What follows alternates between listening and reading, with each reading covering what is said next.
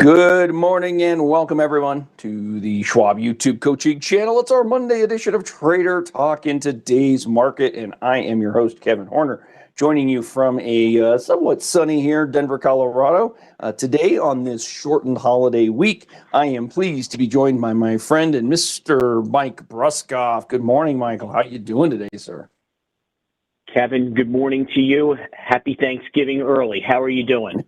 I am great. Happy Thanksgiving to you. Happy Thanksgiving to our attendees as well. We do have, like I mentioned, a nice short week on deck. But Mike, volatility's returned to the market here, and it's been a little bit more interesting of late, hasn't it? Kevin, the slow grind of everything going up nonstop, every once in a while it comes to a screeching halt and you get a week like last week. But looking forward to talking about a few things with you today.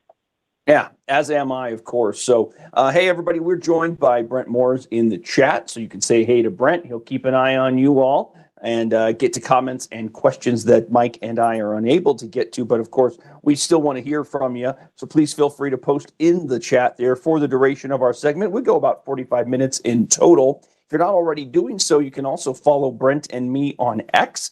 We're available there, Brent Moores, CS, and Kevin Horner, CS.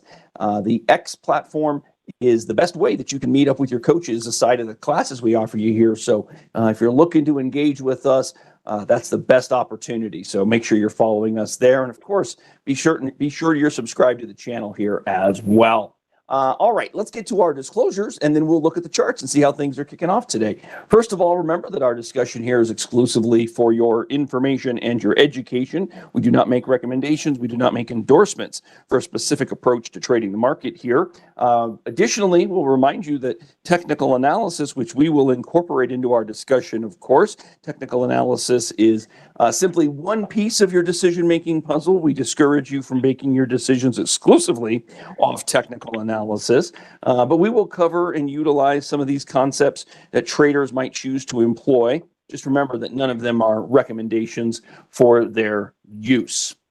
As far as an agenda is concerned, we begin with our top-down approach. So, of course, we're going to look at our largest of indices. We'll hit up the S&P 500, move into the NASDAQ 100, the Russell 2000, take a quick look at how yields are moving around here as well, get a picture on that. And then sector action, some stocks in the news, etc. So as always on a Monday, plenty to kick us off with. Mike, as we said, we had some volatility return, and the S&P found an area that is often the case, right? From a support standpoint, one of the tenets that traders tend to lean into a little bit is when we break those uptrending moving averages, we commonly will find support at an area of horizontal support, which might be what we've done here in the last week or so. Kevin, looking at your chart right there, listen, I think that's exactly what it is, right? When the market kind of runs into, we'll call it a bumpy road last week, the lack of a better term, right? And it looks for an area, where it could potentially, for instance, Kevin, maybe it's okay for me to stick my feet in the water, right? Dip my toes in the water a little bit. So, as you're highlighting right there, those areas of horizontal support, all right, we broke a moving average last week. I don't want to be, I'm sure you talked about it late last week. Breaking down below the 50, is that a horrible deal for the market? No, it's not. But given the trend line that we've had in the S&P 500 over the last few months, it's a bigger deal, right? We hadn't really got to a spot where we penetrated the 50 on a sustained basis, right? So we break down below, we fall, have a big bad day on, I'll say, Thursday of last week. Friday, we rebound a little bit, but we're still not back above that 50-day moving average. So it goes right to your point. Mike, where's that next area of support? And you're drawing it right around there. You're, what are you at, 60, 65, 50, somewhere right around there, Kevin? Yeah, I think that's about right. I think pre-move, I called out 65.50, and sure enough, it violated it. The low on Friday was actually 65.22, and we still got a green candle. Which is a good sign, right? The way we get a green candle, we open higher, and we actually we open above the previous day's close to start a green candle. And certainly by closing above the previous day's low, that's what helped us get that green candle on Friday. So, yeah, even though it was red for a little bit on Friday morning, it did turn green. So I think that's a good, I don't know if that's going to be, momentum for the next 3 months, Kevin, but it's good momentum maybe for the beginning of a shortened week. Still getting a lot of data. I think a lot of this has to do with the government, shut down, a little bit of a delay in getting some data. And then all of a sudden the market gets a little data on Thursday and kind of has a hard time with that, right? So, the data was, hey, Kevin, you're not guaranteeing me that we were going to cut interest rates again in December. And now the market's kind of having a little bit of a heart attack with that particular topic. Yeah. So, again, as you know, there's no guarantees on anything. Go ahead, Kevin. Well, that's the point, though, Mike. I think you're absolutely right. We went through this pretty decent pullback very quickly from that 11-12 short-term high, not the same high, but 11-12. We had this peak, and then we pulled back pretty aggressively for the period. We're talking about all of a week and a half, and we sold off 5%. But Mike, I think you called it out, largely tied directly to the concerns around the potential for a rate cut. And those concerns shifted quite a bit when we actually got data on Friday. That jobs report gave us something to work with a little bit. And the concern had been that all the while we'd been rallying on a belief we were carrying rate cuts into the end of the year, Mike. And then middle of the week, that wasn't the case until, of course, that delayed September jobs report hit. And then belief now is that we may very well get that rate cut. And we'll look at yields here momentarily. But Mike, anything else to add as it relates to what we're seeing in the SPX here specifically? So real quick, though, on the SPX, Kevin, I think while we're using that support line, may not be as strong as it's been in the past, right? We violated that 50-day. For some of our friends who follow the 100-day moving average, the market kind of sat there. But since we primarily talk about the 50 and the 200, it's a big drop-off to the 200. So I am still a little concerned that maybe we don't get our footing back. Maybe we don't get a little stability in the market. We've got a couple of big economic reports coming this week. It makes me concerned to violate the area that you've drawn. Is it tenuous, that spot right there, 65.50? Because if it breaks down below on your chart, I don't really see any support till we would really maybe get down to that 200. Coincidentally, the blue line, which is your 200, but you have that horizontal support line from those early highs in March, which ended up at that point in time proved to be resistance. So if you go to March, you're kind of moving your pen there over there now. But if you look at March, that green line that Kevin just kind of highlighted right there, go back to March, we see that high. That might be our support area, coincidentally, right near the 200-day moving average right now, Kevin. So I am a little concerned for the area that we're in. I understand that. And so let's just position our traders who are watching this to give you guys some insights quickly, because we're going to hit the NASDAQ next. And I think a lot of what we're going to talk about right here is going to be pertinent to the NDX as well. Great call out on the levels. So we have those highs that we had run into in December and then in January, February, before we eventually broke out here in the summer.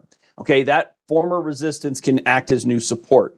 That's one scenario. Number two, we should pay attention to, I'm going to use a rectangle up here, our overhanging potential resistance. Remember, we were riding the 20 or the 50 in various time frames upward. Now that those have broken, many traders will look to see, can we get back above that ever important 50 and or 20-day moving average? And we have them converging on one another, giving us confluence at that range between the two. So somewhere between the 20 at 67.52 and the 50-day at 67.12. So we've got about a 40-point range of confluence, so to speak, Mike, that if we ran into and failed would give us another lower high.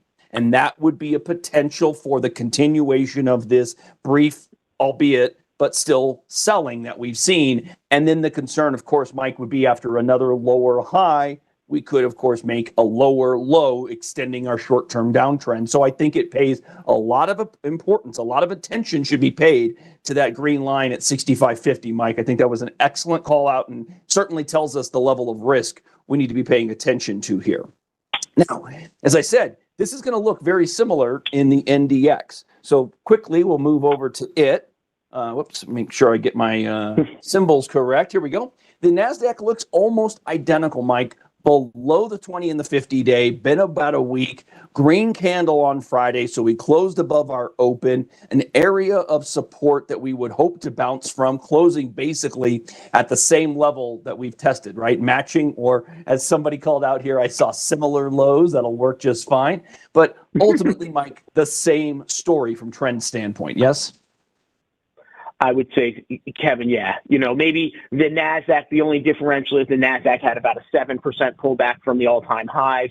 We're about a 3.5%, 4% pullback on the all-time highs on the SPX. But the chart pattern is very similar. Maybe a little more concerning, maybe from the NASDAQ point of view, just from the AI point of view. Some of those stocks, you know, we're feeling maybe a little tired in their run-up over the last few months, Kevin. So maybe the NASDAQ, again, I think that's a critical level. What's that, about 20, a little above 24,000 on your chart right there? Yeah, 24, let's call it 24,200. Yeah, I think the same concerns that you just eloquently highlighted on the S&P 500, you're correct. NASDAQ, I have those same concerns, which is, I'll say air parentheses, which is why it's called the market, right? They're moving in tandem. The S&P is, as we've talked about millions of times, highly loaded with those NASDAQ big movers, the big movers of the NASDAQ and the top 10 stocks of the S&P 500. So you're going to get a little bit of correlation every once in a while, which is looking like what you're painting out there, Kevin. That's kind of the idea, and of course, same thing applies, right? The risk above us is the banner, the level against which we've kind of run into a little bit of late, right, in this vicinity, right? So there's your downsloping 20-day in danger of crossing the 50 to the downside. That's kind of notable. When we crossed it to the upside back here, just like we did on the SPX, we had a nice little rally develop. We don't want to see that 20-day cross and maintain to the downside. We could be looking at a bit of a shorter-term trend bearishly thereafter. So hopefully we continue the bounce and work our way back upward through the 50-day once again. That's the important thing we're looking for. But nonetheless, we traders, we've got to be prepared for things to go against us, prepared for things to go the opposite of what we're hoping for, of course, what we're striving for here. So set those levels, know where you would change your tolerance, where you would change your view of risk, and make sure you're prepared to take either profits, take pull positions from the market, build cash, or go ahead and press if you're feeling as though we're moving through an important level to the upside and you're ready to expose more funds. But have those levels set so you know how you want to act. I think that's one of the key components that traders are looking to do, obviously, is be prepared for the moves, even if you're not expecting them, or even if you rate them, hey, this one's less likely, this one's more likely. Just thinking that those levels can come into play can go a long way for us. Now, Mike, the biggest story, I think, in the last week to 2 weeks, really, has been this move in the Russell. And we talked briefly about yields. We're going to expand that a little bit now as we talk about this very rate-sensitive group. Mike, a couple of things that stand out here for me, but I'm going to let you speak to them because I'm sure you're seeing the exact same things I am. Well, Kevin, a couple of things here. You know, when I look at it, I've been pretty happy to be bullish on the Russell over the last few months. It's a bigger move, right? You were pointing it out. We hadn't had the 20-day crossing negatively below the 50-day. So let's just kind of key in on that. Is that, that's certainly, it's not what they call the death cross, right? That would be the 50 crossing over the 200. But it is a negative omen, right? It's not, again, it's not making me change my whole strategy, but it's putting up some yellow flashing lights for me, Kevin, because I don't like that negative crossover. You can see in the entire chart that you're showing since, call it the beginning of May, but it's more like probably April on your chart, we haven't broken below that 50-day, right? So that's a little spot. We kind of makes me concerned. You can see how far down it's dug into the space between the 50 and the 200. And maybe on the NASDAQ and the S&P 500 on the previous charts, we weren't more than almost 50% into that zone. We kind of had pulled back a little bit less. So for the Russell 2000, I am a little concerned. Really nice candle on Friday.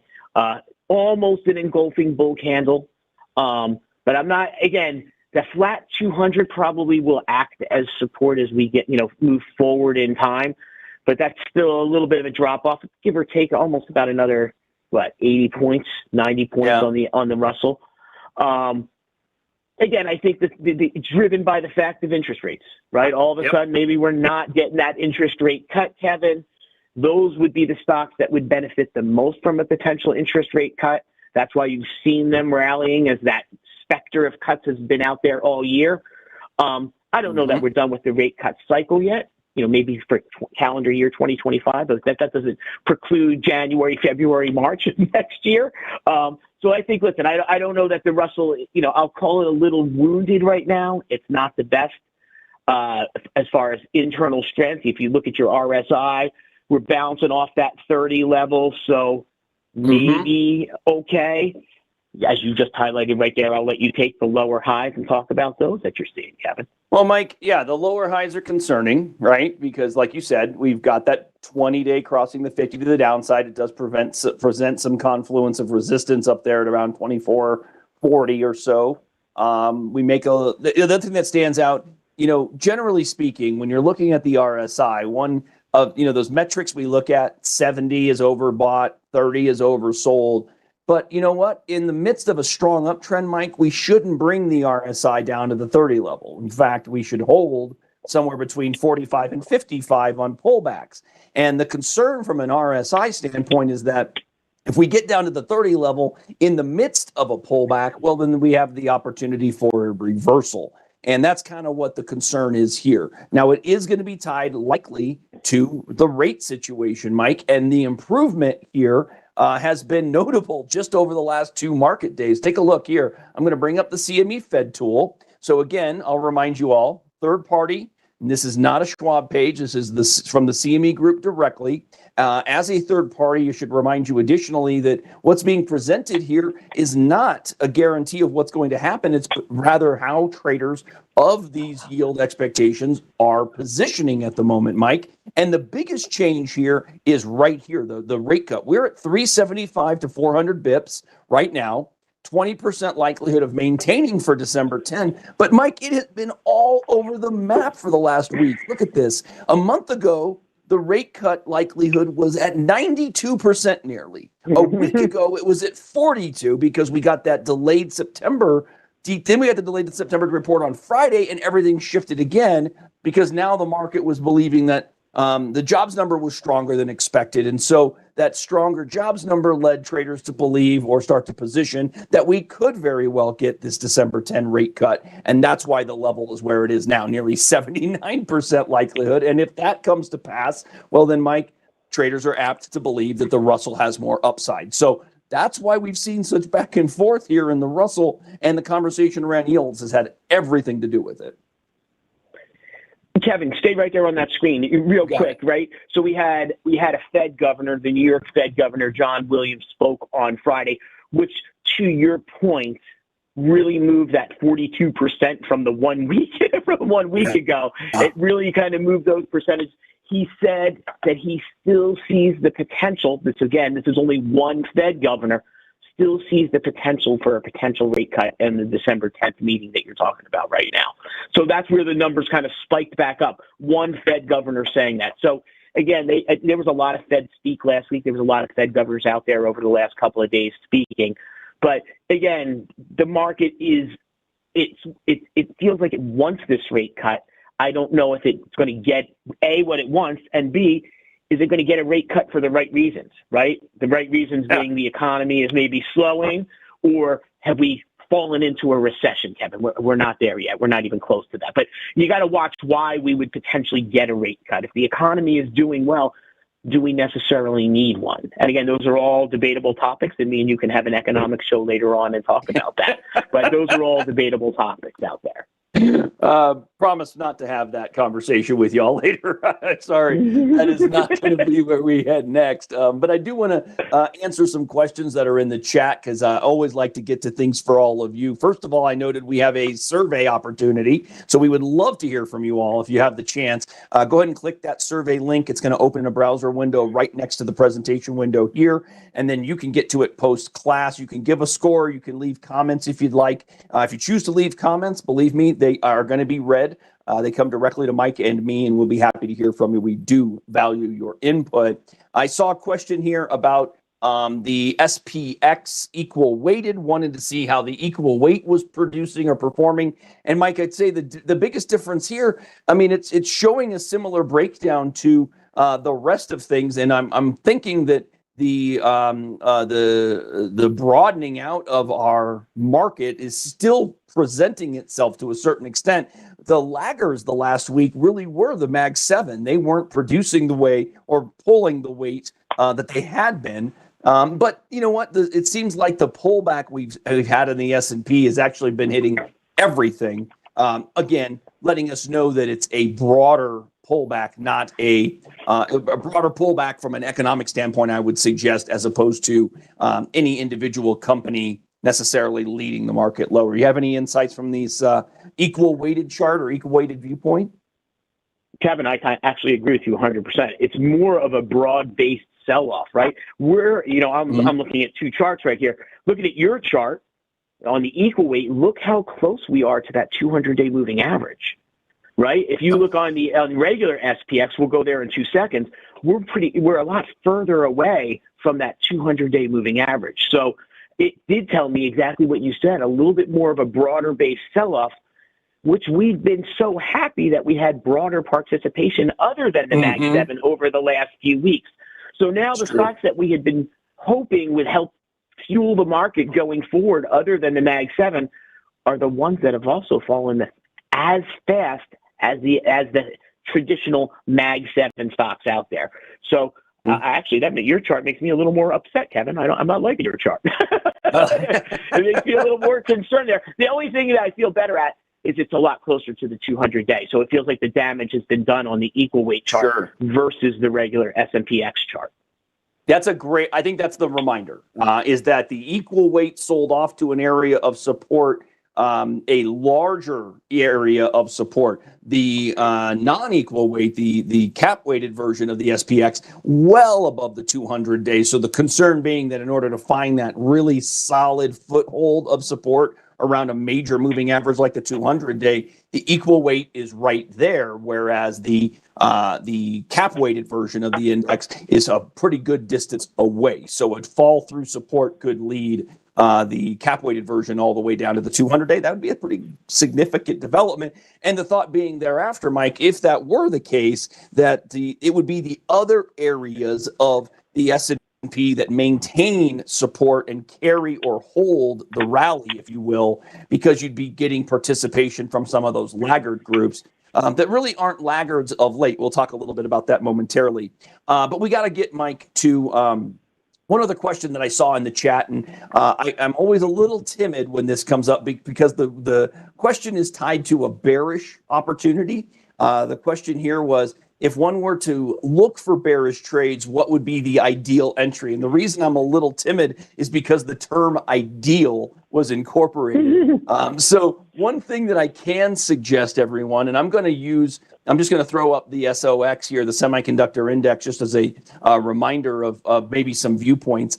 The first is simply watching for a new downtrend. We've got lower highs and we do have lower lows. The trader who wants to trade maybe this from a bearish standpoint is going to feel better about bearish scenarios as we rally into resistance. So I'm trying to remind you all that if we are purchasers, buyers of the market, it is better to be a buyer near support so that you can participate in a broader level of upside, right? Better risk versus reward when you buy near support. The same can be said about bearish scenarios. You want to be taking bearish positions at areas of resistance. If you're wrong about the resistance acting as resistance and forcing prices lower, you'll know it quickly because it trades through the downtrend line to the upside, and then a bearish trader would look to cover. So the term ideal tells me, Mike, that a trader would be ideally prepared to be a seller as you're at resistance. And I thought that absolutely needed to be discussed because the market's a little different than it has been for the better part of the last 6 months. Kevin, you love your clarification because obviously there's nothing ideal, right? But if you're looking, hey, is this a scenario that would help me, benefit if I'm believing that the short side, that the market's going to go down? Where would be air parentheses, that ideal, that spot of entry, right? And I think, again, obviously we know there's no ideals out there. And I think what you pointed out to our clients right there, downward trend, if I was looking, and I'm not saying I am, if I was looking to short this particular chart pattern, and that's all I'm looking at is the chart pattern that you have up there, I'd wait till I was a little towards that north end of the the white downward sloping line that you have on top. So right where your pencil is right there, that would be air parenthesis. If I was looking for a scenario where I wanted to short, probably there, I'd be less apt to short at the bottom of that green candle unless we kind of really broke that trend line and broke through another support level on the left side of the chart. That would be more ideal, lack of a better term, since we're having fun on the word. Okay, so you're saying maybe a bearish trade from a momentum-based standpoint as you make a lower low, believing that a lower low leads to more lower lows, and then you can trade it from a momentum-based standpoint to the downside. That makes a lot of sense to me as a trader as well. One other thing to keep in mind for those of you who may be feeling a little bit bearish, I've often said that you can certainly feel and be bearish in the market, not by taking bearish positions, but by building cash and maintaining a larger balance of cash than you traditionally would. One other thing to keep in mind, though, if you're looking for bearish opportunities but maybe struggling to see them because of your familiarity with trends, your preferences for being bullish in the market, one trick that I've highlighted recently is that you can invert your charts, everybody, by simply throwing a minus sign in front of it. So if you're feeling like, man, I just can't get a good feel for this trend, I'm so the nature part of me says that I should be bullish, right? I see bullish trends and I struggle to see bearish ones. Well, check this out. If I invert the SOX chart here, what we have might very well be a bit of a better visual for you. Check this out. We have broken, in this sense, this downtrend in the inverted. If you were looking at this from a bullish standpoint, would you say that this is a bullish opportunity? And many traders would say, well, we've broken a channel, a downtrend line, and perhaps we've got a new trend developing above the 50-day moving average in purple. If you can change your perspective a little bit, perhaps you can get a better visual on your chart. You can maybe understand the trend a little more efficiently, and you can position yourself for a trade differently. I just wanted to throw this at you because I don't know that everybody is even aware, Mike, that you can invert your charts on these. Kevin, lesson learned. I just learned it 5 seconds ago from you, but that's awesome. That's an awesome tool. Always plays to the power of, some of the tools that we offer our clients. And again, if any of our clients would ever want to walk through a Thinkorswim, we're more than happy to give it to them. That's what we do. So, right. So Kevin, thank you. And I'm looking at a stock that I did that on. It's giving you the same information as we're pretending that we were bullish, looking for a reason to buy by putting that minus sign. If I was looking to be the short guy, this gives me the chart perspective of, do I see a breakout on the SOX from the short perspective? Very interesting chart. Thank you, Kevin. I'll tell you, the reason that this popped for me so specifically is that I am that trader who is by nature bullish, who looks for bullish chart patterns. Those patterns speak to me. The bearish side of things I find to be difficult. And when I'm dealing with an uptrend and a bullish scenario, I find it tricky to flip my viewpoint a little bit. And the inversion of a chart can at least force the issue for me. It puts some red flags on the chart for me and makes me be a little bit more disciplined in the process that I wish to incorporate. So I'm hopeful that this can be something that helps everybody out. Take a consideration. You can learn quite a bit just by inverting a chart. It can change your viewpoint pretty effectively. Mike, we need to talk about some of these areas of the market that are moving here. When I look at our sector action, we're being led by communications today to the upside. Look at this, a nice little breakout from a consolidation pattern. We don't have to know what's leading, but a group like the communication space is fairly limited in scope. It's not a big group, as you can see. We can clearly get the image that this is being led by Alphabet today. Lots of green on Alphabet. Kevin, I think I know we're not going to look at individual stocks, but Alphabet has been the better performer of the Mag 7 over the last week, reaching all-time highs, I believe, last week, if I'm not mistaken, Kevin. So Alphabet's been on the stronger side, has a little bit to do with the AI play, but I'll spare everybody that conversation right now. Well, I'll tell you, if nothing else, the reminder needs to be that we've got to look to these areas that have maybe been leading in the shorter run, meaning if we're going to get a continuation of our pullback, what has been providing us with strength? Where is our leadership coming from over the last month? Well, it hasn't really been technology, as it turns out. I'm looking at the relative strength over a 21-day window here. Healthcare has been a leader for us.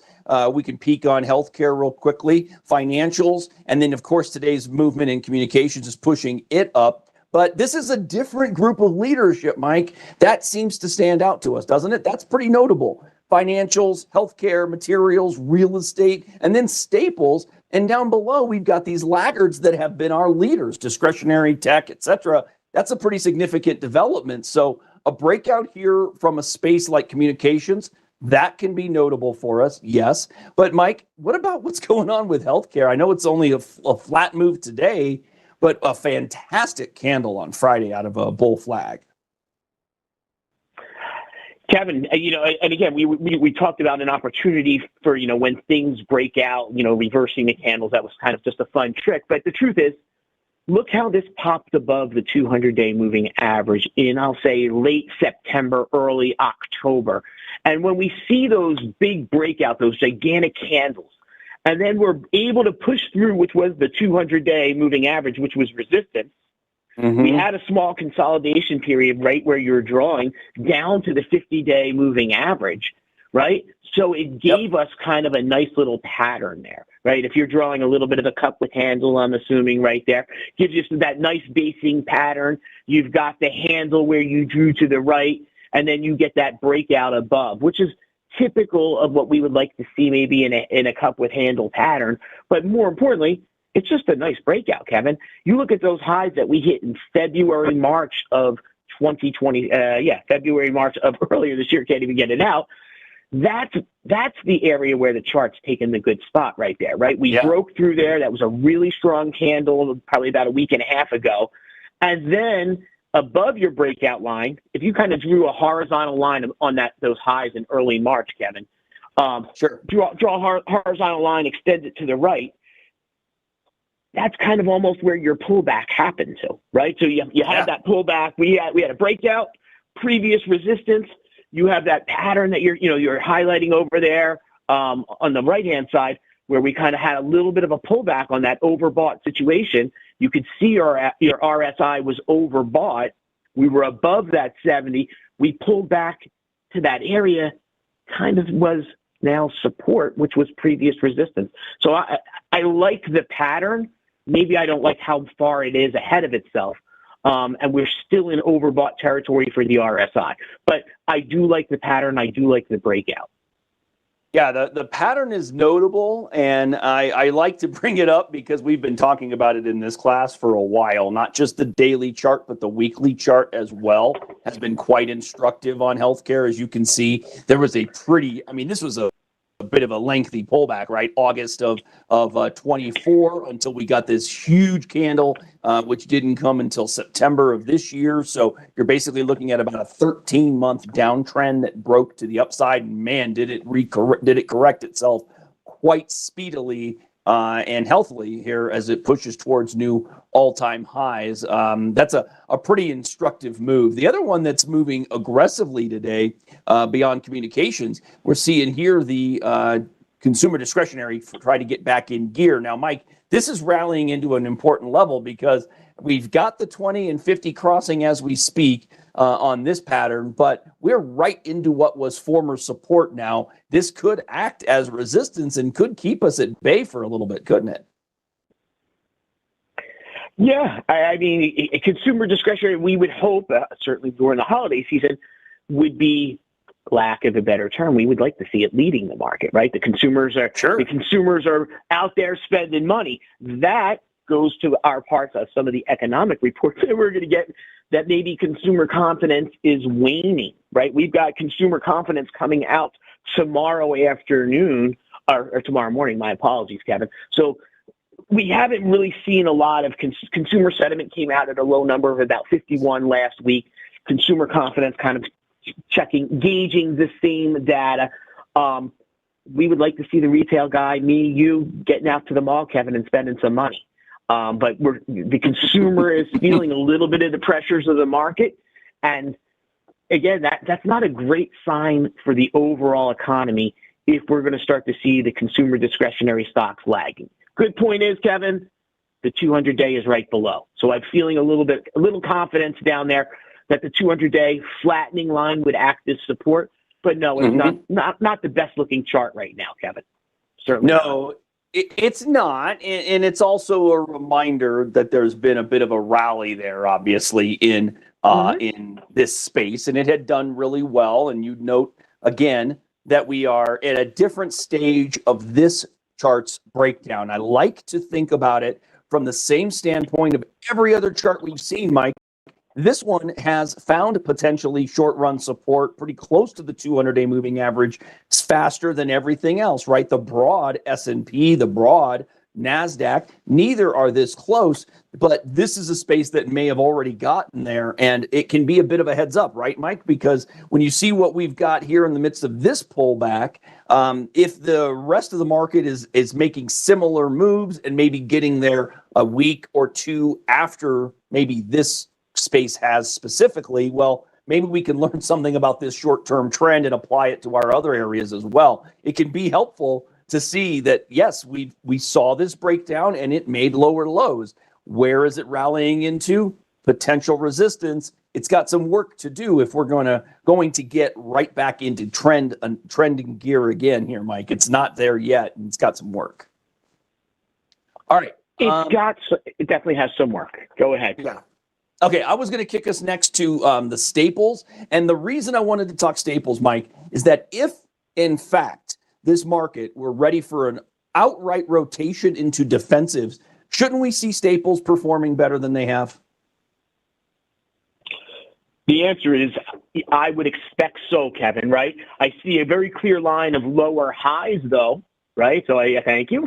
Yes, sir. I see that. So, right, so that kind of fits that, right now we would want staples to be above that line. If the market, if you were of the theory, Kevin, that the market's in trouble, things are going to go down, and what stocks would I flock to? Well, consumer staples, tissues, toilet paper, things that I need every day of the week. Right. I would still be flocking to them, and they're not. Maybe they would even be at 52-week highs if the market was so bad, Kevin. And right now, we're not even seeing them percolate up. We're just seeing them kind of move with the general market, actually leading the market on the way down. Now, that being said, though, Kevin, real quick, while I don't like the staples chart, we're below that 200. The blue line is the 200. We're even below. We're below that 50-day. Using that 50-day, the purple line. Unfortunately, a little bit of a resistance. Look at the red candle today. We're trying to punch up above there. To be determined. I'll talk to you at 4 p.m. East Coast time if we can punch through there. Again, if we punch through there, then the market would be, hey, we're a little more bearish because now the consumer staple stocks are breaking out of that downtrend. I don't see that. But the other part that kind of still makes me concerned about the market, and it kind of goes hand in hand with the consumer staples, is the utility stocks. And utility stocks, those are the two sectors that the market kind of rushes to when it feels it's in trouble. The utility stocks pay a nice dividend, Kevin. I can get a nice dividend yield, don't have to have a lot of risk, and I'm going to run to those consumer staples. The utility stocks are holding up a little bit better. They have sold off from their high. Don't love that they're breaking that 50-day moving average right now. But if you're a bull of the market, I'll be honest, I don't want to see these things keep rallying. It doesn't bode well for me to. If I'm a bull of the market, I don't want to see the utilities rallying or the consumer staples. So the truth is, are things as bad as they feel? Again, Kevin, we're only down 4% off of the highs of the S&P 500. 7% off of the highs, excluding today, 7% off of the highs of the NASDAQ. But after a week like last week, Kevin, it feels like, you kicked me right in the middle of my head 3 or 4 times last week. Mike, this is actually a really positive development for the broader market, I would think, because when I was talking about this last week, we were holding the 50-day, and then that news on the jobs report hit and yields sold off. So when yields sold off, Mike, what do you get? You get a sell-off in utilities too. If yields are dropping, or when yields are falling, you'd expect utilities to rally, right? So this is I would say a positive development, because traders are moving away from utilities and feeling more confident that the yield is going to maybe hold up. I thought perhaps we would see this doing better.